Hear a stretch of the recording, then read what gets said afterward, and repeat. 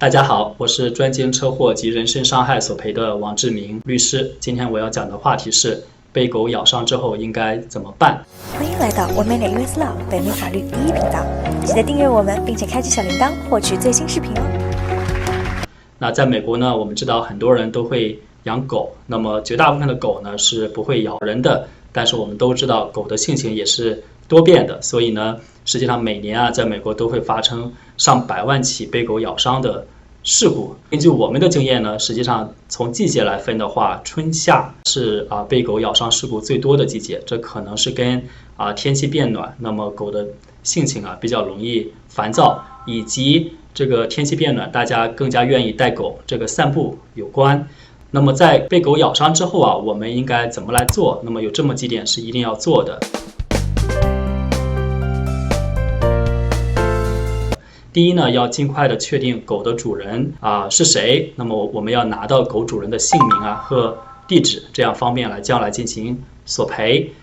第二呢，就是要尽快的就医，你可以去附近的医院或者是 urgent care， 那么做一个检查，特别是医生需要对你的伤口来进行清理，因为狗的唾液里有非常多的细菌。那同时呢，医生也会判断这个狗有没有打过这个疫苗。那如果没有打的话呢，实际上你需要尽快的去找医生来注射这个狂犬的疫苗。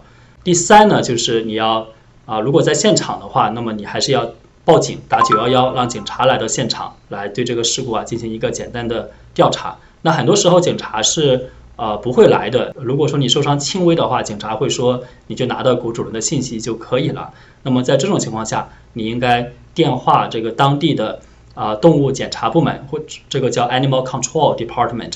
那么你在网上一搜就可以搜到他们的电话号码，来报告这一起事故。这样呢，这个动物管理部门会对这个狗进行调查。如果这个狗有前科的话呢，甚至会把这个狗带走。这样子就为了防止这个狗以后再去伤到人。那么第四点呢，就是你需要尽快的咨询经验丰富的人身伤害律师。在发生这个被狗咬伤事故之后实际上大部分狗的主人都会漠视或者是逃避。这个时候你会感觉到很难进行索赔，这个时候你就必须赶紧让这个律师介入进来，来进行调查取证，来判断对方是否有这个保险以及有财产来进行赔付等等一系列的工作。那根据我们的经验呢，就是有律师介入的话呢，实际上就算是一个比较小的伤口这个赔偿金也是要在5位数以上的。那么如果更严重的话，那么就会到这个10万美金或者是几十万美金也有。